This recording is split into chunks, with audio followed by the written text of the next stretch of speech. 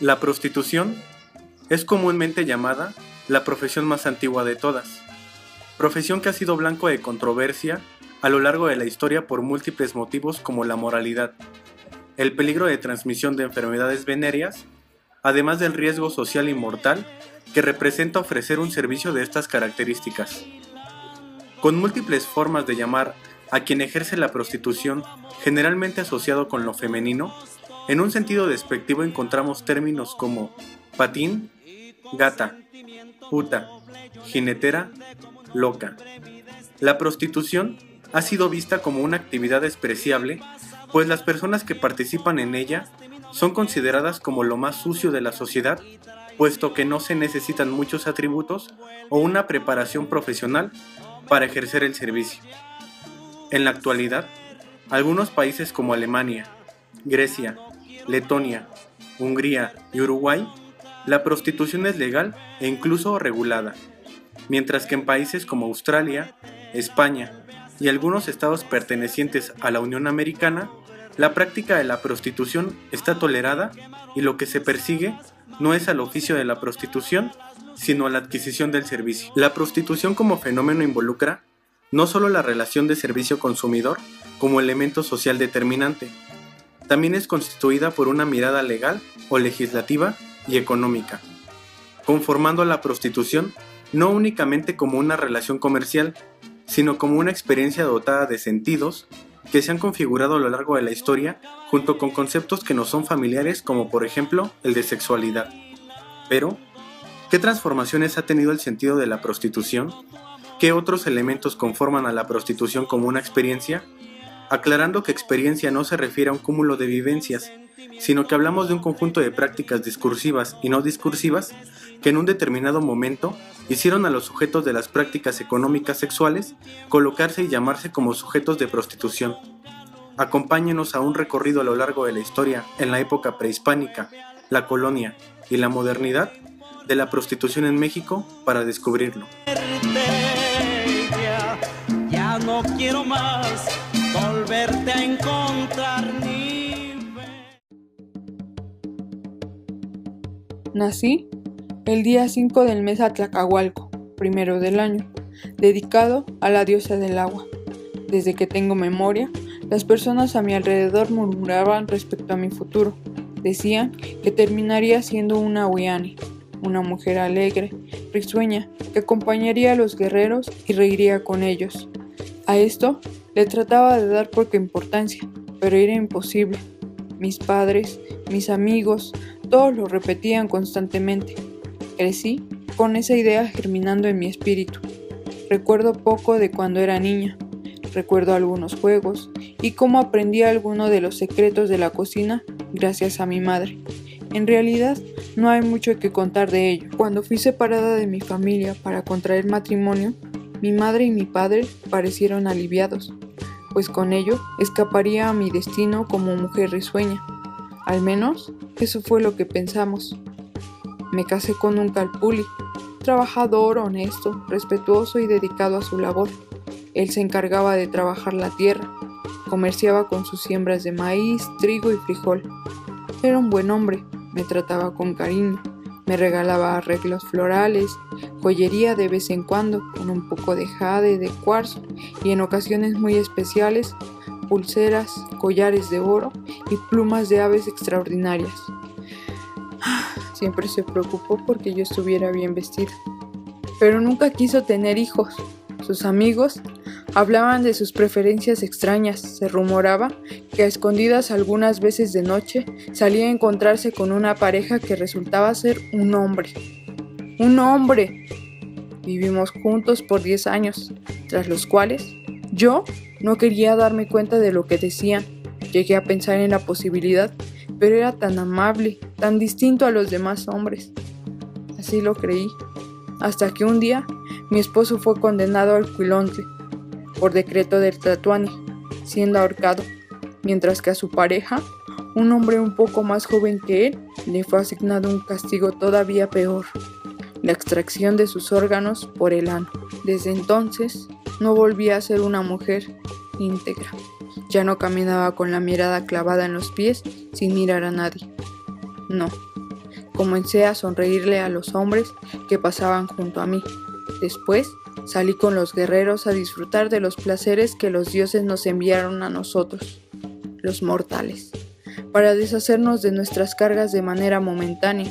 La mía, la muerte y traición de mi marido, mientras que las de los guerreros era luchar por nuestra libertad, atormentados por la angustia de la guerra, perturbados por su propia existencia, además de estar en perpetuo conflicto con nuestros pueblos rivales. ¿Acaso no merecíamos deshacernos de todo eso, aunque fuera por un efímero momento? ¿Por qué al disfrutarlo lo hacía algo anormal? ¿Qué culpa tuve yo de la traición de mi marido? A veces no entendía a las personas que hablaban mal de las mujeres como nosotras, que estábamos cerca de los dioses a nuestra manera, además de disfrutar la compañía de los hombres que lo necesitan, que siempre nos tratan con deseo y compasión, como nunca había sido tratada. Lo que ellos hacen no es servir a los dioses, es servir a una sociedad hundida en la hipocresía. En esos momentos me llegué a sentir útil, necesitada. Me sentía viva después de haber perdido a mi dualidad. No había honor en lo que hacía, mucho menos gracia, pero disfruté de los placeres que los dioses pusieron en mí, como ninguna otra mujer lo había hecho, por miedo a ser acusada o señalada. Me entregué al oficio hasta el día de mi muerte, cerca de un campo de batalla, luego de que vencieran al grupo de nuestros guerreros. Cuando la guerra nos alcanzó, nosotras también intentamos luchar, pero no fuimos rivales. Algunas fueron tomadas como esclavas, otras como yo, nos rehusamos a vivir de esa forma y preferimos dar un último aliento de pelea.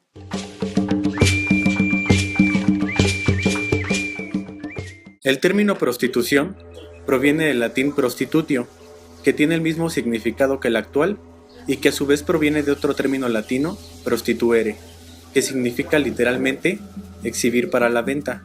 Al ser una palabra latina, el sentido y la concepción de la prostitución, que es asociado desde su origen etimológico, no existían los nahuas. En su lugar, las mujeres que se dedicaban a disfrutar del placer de una relación sexual con una persona que no fuera su cónyuge eran llamadas risueñas. La soltería y la viudez no eran algo aceptado dentro de las comunidades nahuas. La dualidad es un concepto muy particular de la filosofía azteca. Todo hombre y toda mujer necesitaba un compañero. Cuando moría la pareja, se pensaba necesario encontrar otra. En el trabajo y en las conversaciones se necesitan dos personas. Ome es el concepto del número 2 y se ve expresado en sus deidades ancestrales como Etecutli y Ometecihuatl. Asimismo, la homosexualidad era un delito, ya que el castigo por ejercer prácticas sexuales con personas del mismo sexo consistía en la muerte por horca, la extracción de los órganos por la vía rectal para los hombres y muerte por garrotes en el caso de las mujeres. El servicio de una awiani, como se le llamaba, no requería de alguna remuneración, puesto que su servicio era necesario para los guerreros. La mujer que cobraba era mal vista, incluso para las mujeres que ejercían el oficio. El sentido de la prostitución en los nahuas llegó a nosotros gracias a una visión españolizada sobre las awiani, relacionándolas con las prostitutas. Sin embargo, esto significaba para ellas estar en contacto con su propia naturaleza. Eso en el mundo nahua era concebido como alejarse de su humanidad. Por años, me he dedicado al santo oficio que nuestro Señor me designó por destino. En todo este tiempo, lo único que no comprendo es a la gente mundana, ciega de fe, aquellas personas que caen en las tentaciones de Satanás y sucumben ante la maldad. Las leyes de Dios son claras. Asesinos, violadores, prostitutas, todos perecerán sin indulgencia, pues jamás se han acercado a la iglesia, conventos o hacia alguna autoridad moral para redimirse por sus pecados. Tengo la seguridad de que nunca lo harán. La prostitución es uno de los mayores males sobre la tierra. El 6º mandamiento decreta: no fornicarás. Y así habló el Señor. Pero las mujeres pobres no quieren ni desean escuchar la palabra de nuestro Señor. Prefieren vivir en la inmundicia de los placeres carnales, la avaricia por intentar conseguir más dinero en lugar de trabajar honestamente y llevar una vida agradable ante los ojos de nuestro Dios. Así lo he visto yo a lo largo de mi vida. El pecado radica en que nosotros no podemos decidir sobre nuestro cuerpo, porque esta vida, que nuestra esencia física alberga, no nos pertenece. Es nuestro Dios el que decide qué es bueno y qué es malo. Ante lo que Él dicte, nosotros debemos obedecer. Dice la Biblia en Deuteronomio capítulo 23, versículo 17 al 18. Ninguna de las hijas de Israel será ramera de culto pagano. Tampoco ninguno de los hijos de Israel será sodomita de culto pagano. No traerás la paga de una ramera ni el sueldo de un perro a la casa del Señor tu Dios para cualquier ofrenda votiva, porque los dos son abominación para el Señor tu Dios. Otros frailes se muestran ingenuos o confundidos. Dicen que la prostitución es un mal necesario. Será porque ellos también pecan. Se escuchan murmullos de las autoridades eclesiásticas que profanan nuestras buenas costumbres. Que ardan en el infierno, exclamará el Espíritu Santo y nuestro Señor Jesucristo. Que se extingan de la tierra esas prácticas y tradiciones paganas, pues para los bienaventurados que se acercan a recibir la fe abierta a las leyes de nuestro Creador, les será perdonada cualquier atrocidad. La ramera está a tiempo de pagar por sus pecados. La penetración únicamente está permitida en el matrimonio y con fines de reproducción. Es nuestra misión poblar la tierra desde que nos fue designada esa tarea por decreto divino, y una vez más, debemos obedecer, hermanos. Arrepentíos de vuestras faltas y pecado, puesto que el amor de nuestro Padre os cubrirá con su manto y os abrigará por la eternidad en camino hacia nuestra divinidad, allá en el cielo.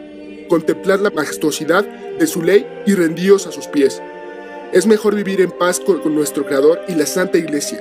De no hacerlo, tened cuidado, además de un profundo temor, pues el demonio viene por ti.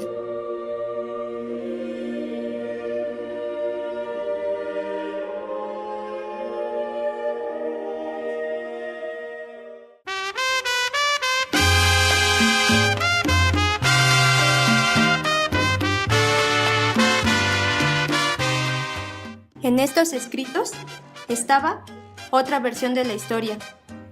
No estaban escritos en libros o en un diario, sino solamente en el Oficio Criminal de Justicia del año 1792. Todo comenzó anoche. Encontré las cartas que habían pasado de generación tras generación en mi familia. Durante todo este tiempo habían estado guardadas en una cajita que todos apreciaban por su belleza, pero pocos se interesaban por los papeles que resguardaba. Ahí tenían escritas letras ilegibles, confusas, casi ebrias de vejez, palabras que no comprendía, pero que llamaron mucho mi atención, porque estaban allí escritos los nombres de mi tatarabuela, María Guadalupe Rojas, y su madre, Teresa Ponce de León. Cuando comencé a leerlos, no entendía muy bien de lo que se trataba, o al menos no quería entenderlo. ¿Cómo era posible? Estas hojas eran de 1792, y aún así me decían que ellas habían vivido en casa de su hermano de Teresa, en el Callejón de los Dolores. La pequeña, que era mi abuela, se mantuvo en un convento y saliendo pasó al colegio de las Vizcaínas, con unas parientas que tenía, manteniéndose ahí hasta que su madre, Teresa, empezó a visitarla continuamente. Entonces, Guadalupe se desgastó y salió de dicho colegio. Fue así que su madre comenzó a llevarla a bailes y juergas. En este papel, delgado como piel de anciana, se translucían las negras venas de mi sangre, afiladas en letras hasta la sangre de mi abuela, acusada de criminal, por el escándalo de ofender a Dios con actos carnales. Su pecado era el exceso, su acusación, la prostitución, aquí descrita como el descaro por convivir con sujetos que la visitaban en su propia casa, por llevar a cabo actos inmorales a cambio de 2, 3, 6 pesos. Fueron varias las personas que testificaron para que a ella se le impusiera el castigo de no salir de casa por el delito de prostitución, por ser llamadas mujeres vagabundas, sin sujeción, al andar en paseos de libertinaje, con hombres de los cuales no se sabía ni el nombre ni el apellido. Entre los testigos aparecía hasta su propia abuela, María Guadalupe, quien declaró ante la fe que incluso alguna vez ella misma llegó a la casa donde ambas vivían, y allí, en la sala, encontró a Teresa, sentada, mientras que María Guadalupe, mi tatarabuela, estaba en la recámara, con un hombre. Me quedé impactada de todo esto que decía. ¿Quién era yo? ¿Una hija de puta? ¿Qué habría sentido mi abuela? ¿Qué habría pensado de su juicio? ¿Cómo habría sido? Después de leer estas hojas viejas, que para otros podrían resultar insignificantes, para mí fue el saber un solo fragmento de la historia. Mi historia, la historia de la prostitución, considerada un exceso, una ofensa a Dios y a la moralidad. Pecador, si no sabes.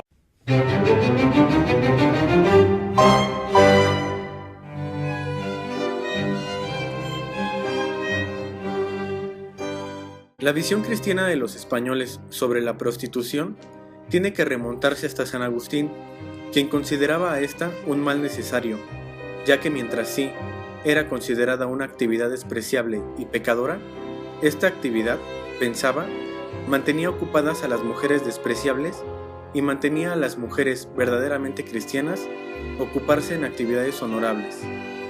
Los burdeles destinados a la prostitución eran llamados casas de mujeres públicas o casa de mancebía, y las personas encargadas de su administración eran llamados padre o madre. La prostituta o mujer pública de un burdel tenía que ser huérfana. Así se consideraba legitimado que desde el aspecto de su honor y el aspecto económico se dedicara a esas actividades para sobrevivir. El primer burdel de la Ciudad de México fue fundado en 1538 por orden de Isabel de Portugal, aunque el lugar seleccionado para su construcción fue decidido hasta 1542, en lo que ahora es la calle de Mesones, lugar que en el siglo XVIII era conocido por estar repleto de mujeres públicas. Existía toda una reglamentación acerca del comportamiento de una prostituta, al menos de aquellas que laboraban en burdeles. Como se mencionó, debían ser huérfanas, no podían ser menores a los 12 años, ni ser vírgenes, no tenían permitido tener lacayos, no podían usar zapatos de tacón alto ni vestidos con cola, y en la iglesia tenían prohibido usar los cojines para arrodillarse. En la primera mitad del siglo XVI, ante la tardanza de la construcción del burdel oficial, la prostitución clandestina empezó a proliferar. De la misma manera, la corona y la iglesia mostraron su apoyo a la prostitución oficial, la primera por lo rentable del negocio y la segunda, como ya se mencionó, por emplear a las mujeres malas y dejar libres a las buenas. Aunque esto no duró mucho. En el siglo XVII, las políticas de Felipe IV se mostraron, de hecho, contra la prostitución, y hacia finales del siglo XVI, en el Tercer Concilio Provincial Mexicano, la Iglesia ya denunciaba explícitamente la prostitución. Los obispos estaban encargados de denunciar y castigar estas prácticas cuando eran de carácter público.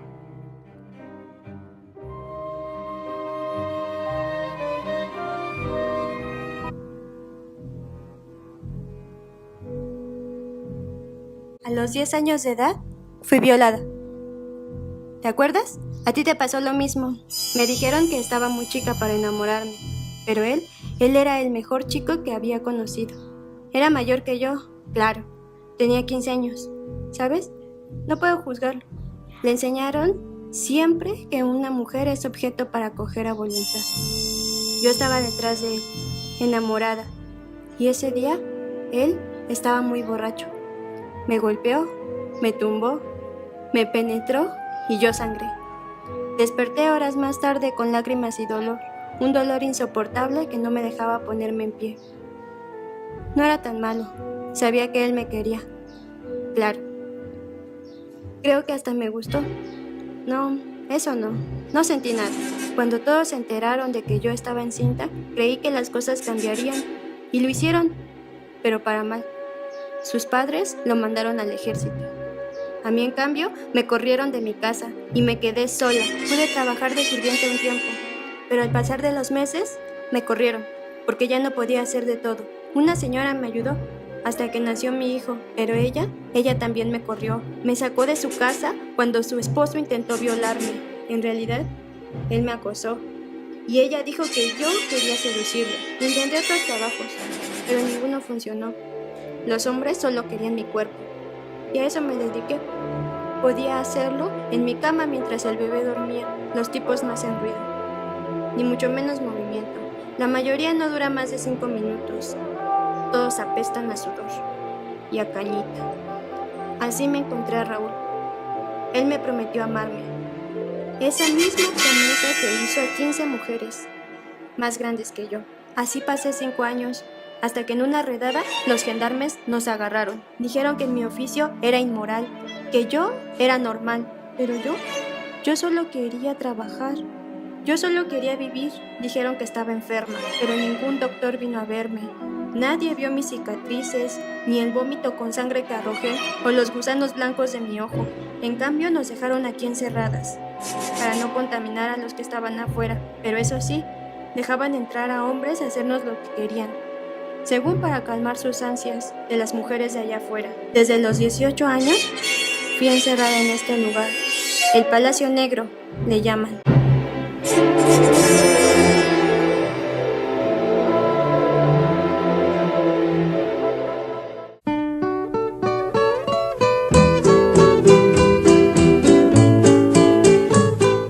Durante el siglo XVII y XVIII se empieza a gestar en Europa una visión del mundo construida desde la ciencia que buscaba racionalizar y alcanzar todas las esferas de la vida humana.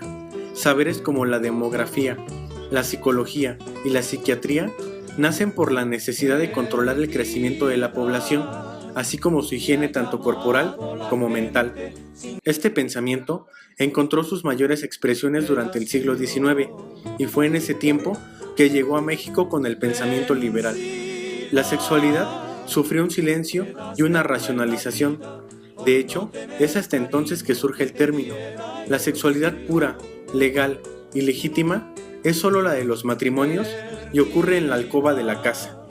Para la sexualidad sucia, legal y legítima se destinan lugares, momentos, espacios, los burdeles por la noche. Se creyó que al poner en marcha un sistema de tolerancia reglamentada, el problema de la prostitución se volvería menos dañino, menos inmoral y más higiénico. En 1870, en el Observado Médico y la publicación del reporte Prostitución en la Capital, fue descrita como un mal irremediable porque era un vicio difícil de quitar del corazón humano y sobre todo del femenino. En una línea similar, en 1874, se publicó el Estudio Higiene Social sobre la prostitución en México, del Dr. José María Reyes, que contiene principalmente un pensamiento familiarista, el cual menciona que la educación laica gratuita que el Estado mexicano intentaba implementar permitía la degeneración, porque a ella iban los pobres que no conocen la moral que brinda la religión, además de que se les debe enseñar a las mujeres que habían nacido con el fin de ser madres. En cambio, el doctor Francisco Güemes afirmaba que la prostitución era un mal preferible con toda y su vergüenza, ya que era el único freno a la masturbación, que era un horroroso pecado de higiene y es deplorable para la familia y la sociedad. Como decía Pagon Duchesne, las prostitutas eran una válvula de seguridad de la respetabilidad, evitaban que los hombres lujuriosos pervirtieran a las mujeres decentes. Fue hasta finales del Porfiriato que los doctores introducen el término de anormalidad, donde la prostituta individualmente es anormal y en lo colectivo es una forma parasitaria. Por ello, el doctor Lara y Pardo y Carlos Roumañac estaban en contra del reglamentarismo y abogaban para que la prostitución fuera perseguida como delito. Por otro lado, las prácticas prostitucionales que se daban en la ciudad a mediados del siglo XIX tenían el control a través del ayuntamiento como con las instituciones médicas encargadas de la salud pública. El protomedicado primero y después la facultad médica hasta 1841, que se crea el Consejo Superior de Salubridad encargado de organizar una política general de la salud pública. El discurso higienista que ellos expresaban era que la prostitución estaba ligada casi siempre a la descripción de las clases peligrosas y se debe inculcar a los sectores populares los valores colectivos de higiene, debido a que las epidemias provienen de la inmoralidad de las masas, además de que el descaro popular y poca observancia de los grupos policíacos son causantes de las pestes e insalubridad de la capital. Por eso se luchaba por una cultura perfumada y refinada. Fue en 1863 cuando el prefecto político del Distrito del Imperio envía al general comandante superior de la Ciudad de México el reglamento de prostitución francés para la elaboración de uno mexicano, donde cualquier mujer que se dedicara a la prostitución debía registrarse en la inspección sanitaria. El primer registro de mujeres públicas se levanta en la Ciudad de México el 17 de febrero de 1865, basándose en el reglamento de prostitución expedido por el emperador Maximiliano de Habsburgo. De estos registros se conserva uno de los libros con 584 mujeres registradas. Poco tiempo después, se crea la Comisaría de Sanidad o Inspección Sanitaria de Mujeres Públicas, que depende del Consejo Superior de Salubridad, la cual debía encargarse de registrar y controlar a las mujeres y burdeles, revisarlas y, en su caso, enviarlas al hospital. En 1868 se cambió a un costado del Hospital San Juan de Dios. Se argumenta que el reglamento estaba mal redactado, ya que era una copia de los reglamentos europeos y no se tomaba en cuenta a las mexicanas. Para 1869 se autoriza a la superiora de este Hospital San Juan de Dios, Sor Jesús Cario, la fundación de un asilo de arrepentidas. Se crearon en México lugares de reclusión para todos aquellos anormales, sin siquiera ser diagnosticados, simplemente por aparentar ser un riesgo para la estabilidad y salud social, como el Palacio de Lecumberri o la Castañeda. Así, el destino de la prostituta fue ser explotada y reglamentada por lo legal y económico, o ser encerrada, apartada y olvidada por los dispositivos de exclusión.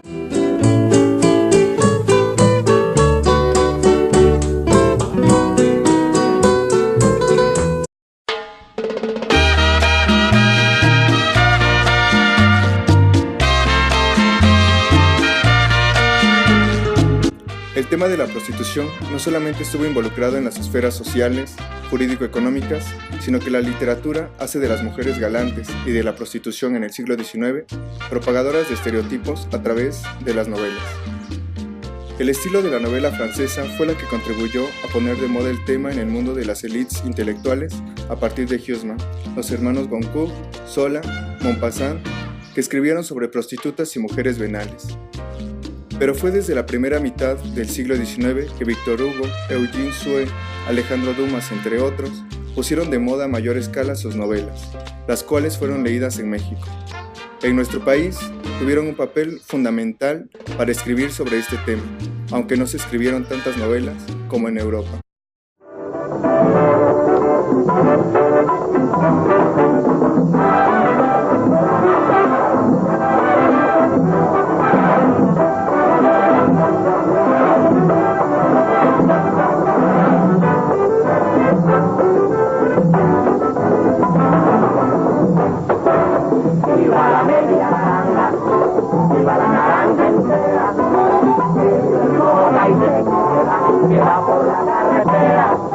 Chiquita de colorita, ¿quién te quitó tus colores?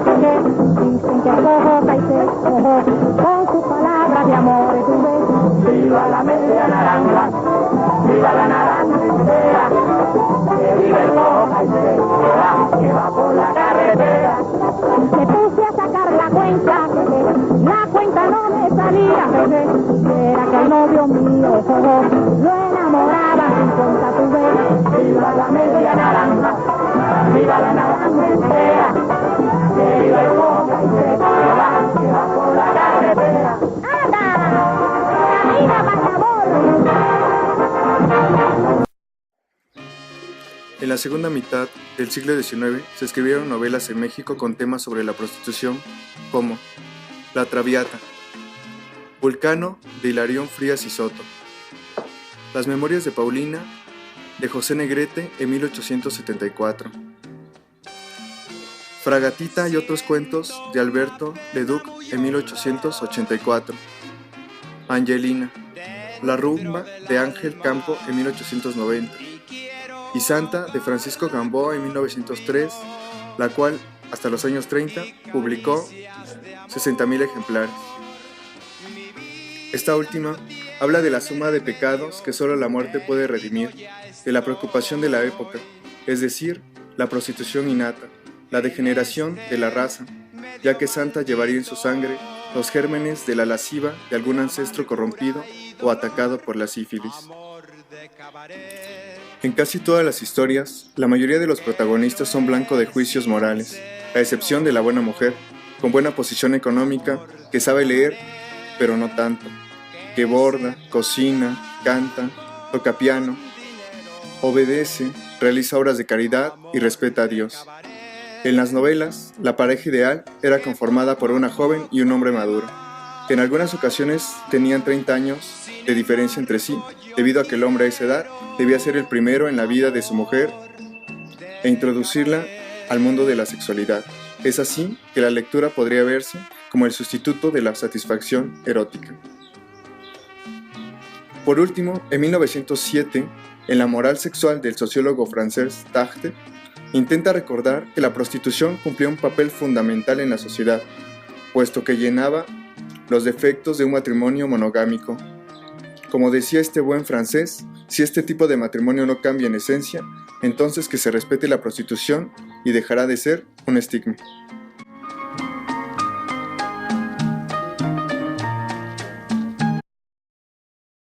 Las posibilidades que se tejen en torno a la experiencia de la prostitución han sido mostradas a partir de interpretaciones de documentos históricos, como vales, actas e investigaciones en libros y revistas, sin mencionar una amplia tarea imaginativa, pues según Peter Burke es necesaria la labor imaginaria para hacer historia, construyendo a partir de las evidencias, pero sin pretender llegar a la verdad absoluta de lo que aconteció, sino tratar de interpretar y reconstruir los hechos que pudieron haber pasado en épocas anteriores. De igual manera, este acercamiento a través de los relatos da paso a entender que la experiencia no se alude a la vivencia de un acto, sino a la correlación dentro de una cultura, entre campos de saber, tipos de normatividad y formas de subjetivarse. Por lo mismo, se habla del conjunto de prácticas discursivas y no discursivas que en un determinado momento hicieron a los sujetos de las prácticas económicas sociales colocarse o ser colocados y llamarse como sujetos de prostitución. Por lo mismo, la nueva historia nos ayuda a voltear la mirada a las subjetividades, es decir, a esa historia de mentalidades que rechaza lo totalizador, donde los documentos en este caso son portadores del pasado que configuran el presente, donde el cuerpo en nuestra cultura ha tenido un sentido simbólico impactante en la manera en la que se le permiten ciertos movimientos y se le restringen otros, no porque lo que excluye de él no sea significativo, sino porque se determina el papel de los roles de género. Y es así que la prostitución sea una imagen aparentemente construida a partir de lo femenino. De igual manera, la historia material ayuda a que los espacios se proyecte el tiempo comprimido, se conserven energías y de paso a la memoria para convertirse en nuestra historia, donde la prostitución encontró lugares para una construcción de ese fluir de la vida, como la calle Mesones, en la cual existió una representación de la realidad que posibilitó que el espacio comunicara lo que el ser humano hace del mismo, donde se educa, no es neutro y existe un fluir de energías que se descomponen y recomponen como el sentido actual de este espacio, que ahora es un gran camino por papelerías.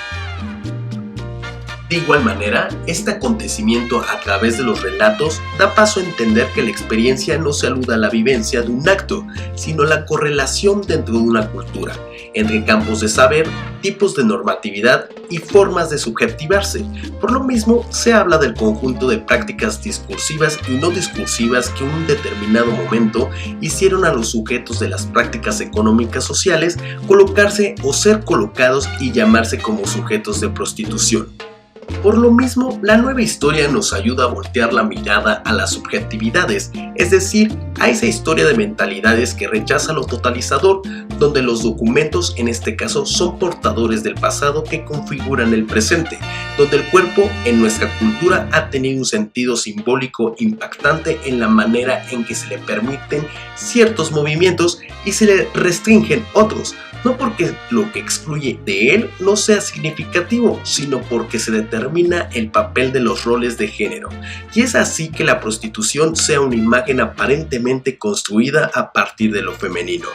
De igual manera, la historia material ayuda a que los espacios se proyecte el tiempo comprimido, se conserven energías y de paso a la memoria para convertirse en nuestra historia, donde la prostitución encontró lugares para una construcción de ese fluir de la vida, como la calle Mesones, en la cual existió una representación de la realidad que posibilitó que el espacio comunicara lo que el ser humano hace del mismo, donde se educa, no es neutro y existe un fluir de energías que se descomponen y recomponen como el sentido actual de este espacio, que ahora es un gran camino por papelerías. Este recorrido nos ha mostrado que el sentido de la prostitución se mira como una forma de estar cerca de los dioses de la naturaleza, de sobrevivir como una fuente de ingresos, como prácticas que solo la gente plebeya estaba condenada a hacer y como pecado, sacudida por los juicios morales, por los dichos, las malas lenguas, por el rechazo y el desprecio social. La prostitución se presenta como una experiencia, un fenómeno que guarda incontables misterios todavía. Misterios que esperamos puedan ser contados a través de la nueva historia.